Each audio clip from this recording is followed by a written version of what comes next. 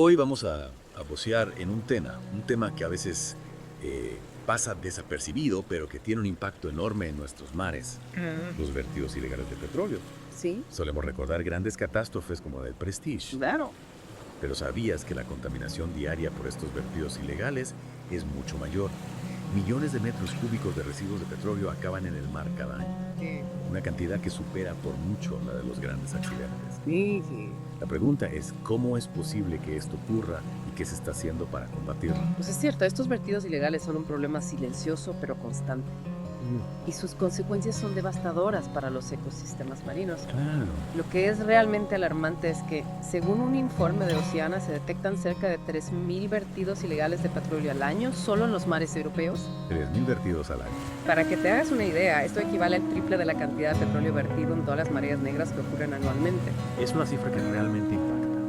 ¿Y cuáles son las principales causas de estos vertidos? ¿Son accidentes o hay algo más detrás? Aunque los accidentes ocurren, la realidad es que muchas veces se trata de prácticas ilegales deliberadas. Ajá. El lavado de tanques de los buques, el vertido de aguas de lastre contaminadas y la eliminación inadecuada de residuos de combustible y aceites usados. Son algunas de las causas más comunes. Entiendo. Y lo más preocupante es que se desconoce el destino final de más de 20 millones de metros cúbicos de estos residuos producidos en Europa. Es decir, que no solo estamos hablando de accidentes puntuales, Efectivamente. sino de una práctica sistemática que contamina nuestros mares de forma continua. ¿Cómo se compara esta contaminación con el impacto de un accidente como el del Prestige que tanto nos conmocionó? Si ponemos las cifras en perspectiva, la contaminación por vertidos ilegales y rutinarios puede ser entre 8 y 25 veces mayor Veamos. que la causada por grandes accidentes como el del Prestige, que vertió alrededor de 70.000 toneladas de fuel. Imagina la contaminación por vertidos ilegales. Equivale 3 veces esa cantidad cada año. Es una barbaridad. Realmente cambia nuestra percepción del problema. Sí. Hablando de la magnitud del problema, ¿qué papel juega el tráfico marítimo en este escenario? Europa es el principal receptor mundial de hidrocarburos por mar, con más de 1.000 millones de toneladas de crudo, Madre mía. atravesando nuestras aguas anualmente. Wow. Puntos neurálgicos como el estrecho de Gibraltar, por donde transitan 18.000 buques con mercancías peligrosas cada año, son especialmente vulnerables. Claro, con tanto tráfico es inevitable que ocurran accidentes, ¿no? Por supuesto, la posibilidad de accidentes siempre está presente. Ya. Cada año se producen unos 300 accidentes en petroleros que resulten en el vertido de entre 240.000 y 960.000 toneladas de hidrocarburos. Si a eso le sumamos los vertidos ilegales, la cifra total es realmente alarmante. ¿Cómo es posible que tantos barcos se salgan con la suya? No hay controles para evitar estas prácticas. Ahí radica el problema, la falta de control y la dificultad para identificar a los barcos responsables de los vertidos ilegales. Ya. Hacen que sea un delito que a menudo queda impune. He leído en el informe de Oceana que el Reino Unido, por ejemplo, aporta mucha información sobre las instalaciones de recepción de residuos en puerto, pero no puede controlar lo que ocurre en Gibraltar. Un ejemplo de la falta de control que mencionas. Exactamente. Este problema no se limita a Gibraltar. A pesar de que las costas españolas están en las principales rutas de comercio de hidrocarburos, no existe un sistema de vigilancia adecuado para controlar e identificar a los buques que vierten ilegalmente en sus aguas. Es sorprendente que, con la gravedad del problema, no se hayan implementado medidas más efectivas. Lo que es aún más sorprendente es la falta de voluntad política para abordar el problema de raíz. Europarlamentarios holandeses han denunciado el incumplimiento de las medidas para el tratamiento de residuos, mientras que el propio gobierno holandés está en la lista de morosos por no transponer la directiva europea que busca solucionar estos problemas. Parece una paradoja. ¿Y qué ocurre en otras zonas de Europa? Hay diferencias en la gestión de este problema. La falta de medios en el sur de Europa para controlar los vertidos y la escasez de instalaciones de recepción de residuos en el Mediterráneo agravan el problema en esta región. Ya veo. El Golfo de León, por ejemplo, es una de las zonas más afectadas por los vertidos ilegales de hidrocarburos. ¿Y cómo se compara la situación del Mediterráneo con la de otras zonas con alto tráfico de petroleros, como por ejemplo el Golfo Pérsico? El Mediterráneo cuenta con 50 instalaciones de recepción de residuos de hidrocarburos, pero solo 15 cumplen con los requisitos mínimos. Ya. En contraste, en el Golfo Pérsico, de donde proviene el 50% del crudo transportado por mar, apenas existen este tipo de instalaciones. Es decir, que incluso en las zonas con mayor tráfico de petroleros, la infraestructura para gestionar los residuos es deficiente. Efectivamente.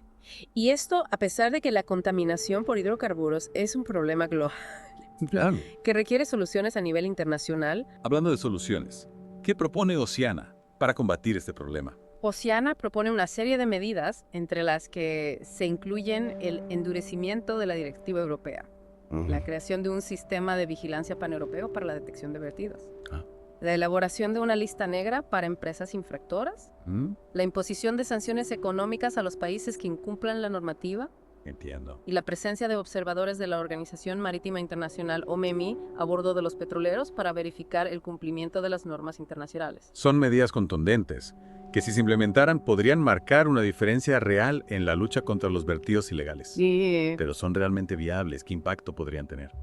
Sin duda son medidas ambiciosas, pero creo que son necesarias para abordar un problema de esta magnitud.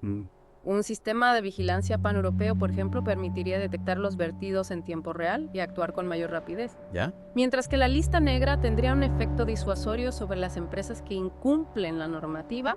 Entiendo. Y en cuanto a las sanciones económicas a los países que no cumplan, ¿crees que serían efectivas? ¿No podrían generar tensiones entre los Estados miembros? Es cierto que las sanciones económicas pueden generar tensiones, pero también pueden ser un incentivo poderoso para que los países se comprometan con la protección del medio ambiente. Ya. Lo importante es que se apliquen de forma justa y transparente y que los fondos recaudados se destinen a financiar programas de protección del medio marino. Hablando de compromiso, mencionabas antes que solo Alemania y Grecia han cumplido con la transposición de la directiva de la UE para el tratamiento de residuos en puerto. ¿Qué ocurre con los demás países? ¿Por qué no han implementado las medidas necesarias? Es preocupante que, a pesar de la gravedad del problema, la mayoría de los países miembros no hayan tomado medidas más contundentes.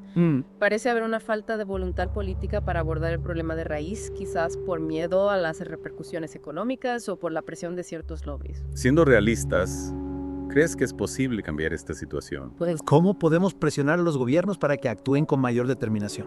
la presión ciudadana es fundamental para lograr cambios reales. Informarse sobre el problema, participar en campañas de sensibilización, contactar con nuestros representantes políticos, son acciones que, aunque parezcan pequeñas, pueden marcar la diferencia. Oceana, por ejemplo, ha lanzado una campaña para concienciar sobre este problema y exigir a los gobiernos que tomen medidas más efectivas. Exacto.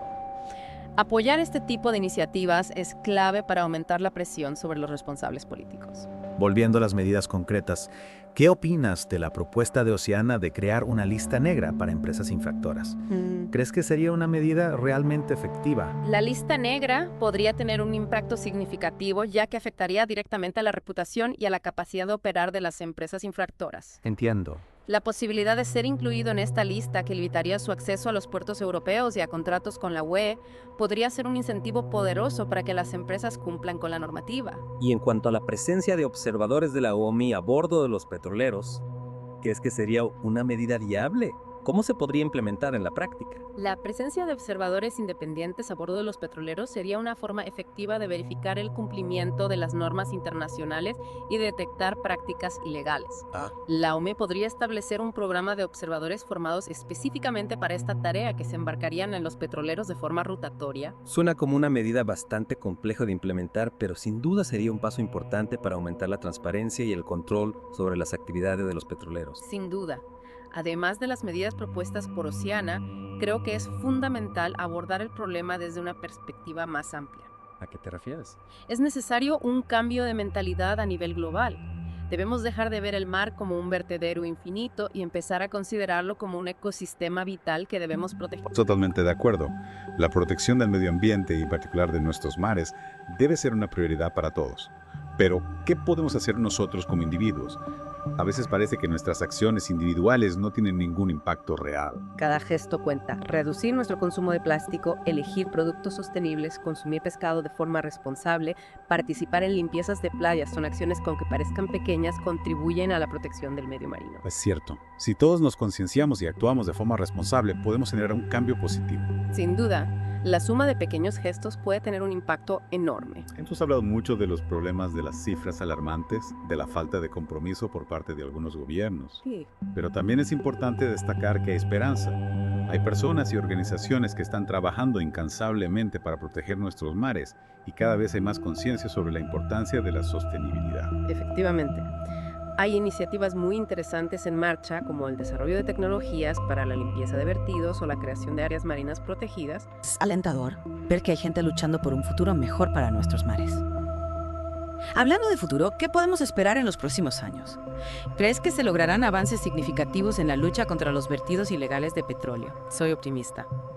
Creo que la presión ciudadana junto con el desarrollo de nuevas tecnologías y la creciente concienciación sobre la importancia del medio ambiente nos llevará hacia un futuro más sostenible. Ojalá tengas razón. El futuro de nuestros mares está en juego y es responsabilidad de todos proteger este valioso patrimonio. Es crucial que no perdamos de vista el impacto real de este problema. ¿A qué te refieres? Más allá de las cifras y las estadísticas, estamos hablando de la salud de nuestros océanos, que son fuente de vida y recursos para millones de personas. La contaminación por hidrocarburos no solo afecta a la fauna marina, sino que también tiene consecuencias en la pesca, el turismo y la economía de las regiones costeras. Es cierto, a veces nos quedamos en los datos y olvidamos el impacto real que tienen en la vida de las personas. Exactamente. Y por eso es importante que como ciudadanos informados exijamos a nuestros gobiernos que tomen medidas contundentes para proteger nuestros mares. La lucha contra los vertidos ilegales de petróleo no es solo una cuestión medioambiental, es una cuestión de responsabilidad social y económica. Has mencionado la importancia de la información y la concienciación ciudadana. ¿Qué recursos o fuentes recomendarías a nuestros oyentes para profundizar en este tema y seguir aprendiendo? Hay muchas organizaciones que están haciendo un trabajo extraordinario en la lucha contra la contaminación marina. Oceana, por ejemplo, ofrece información detallada sobre los vertidos ilegales de petróleo en su página web. También recomiendo consultar los informes de la Organización Marítima Internacional, OMI, y de la Agencia Europea de Medio Ambiente, AEMA. Estas instituciones proporcionan datos y análisis rigurosos sobre la situación de los mares europeos. Excelentes recomendaciones. Y para terminar, ¿qué mensaje final te gustaría dejar a nuestros oyentes? ¿Qué podemos hacer cada uno de nosotros para contribuir a la protección de nuestros mares? El mensaje que me gustaría transmitir es que la protección de nuestros mares es una responsabilidad compartida.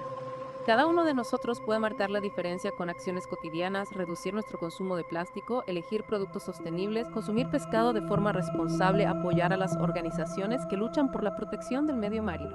Informémonos, actuemos de forma consciente y exijamos a nuestros líderes que tomen medidas efectivas.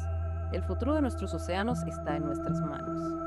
Muchísimas gracias por tu tiempo y por compartir tus conocimientos con nosotros. Ha sido una conversación realmente esclarecedora, que nos ha permitido profundizar en un problema que, aunque a menudo invisible, tiene un impacto devastador en nuestro planeta. Ha sido un placer. A nuestros oyentes los invitamos a seguir investigando este tema y a comprometerse con la protección de nuestros mares.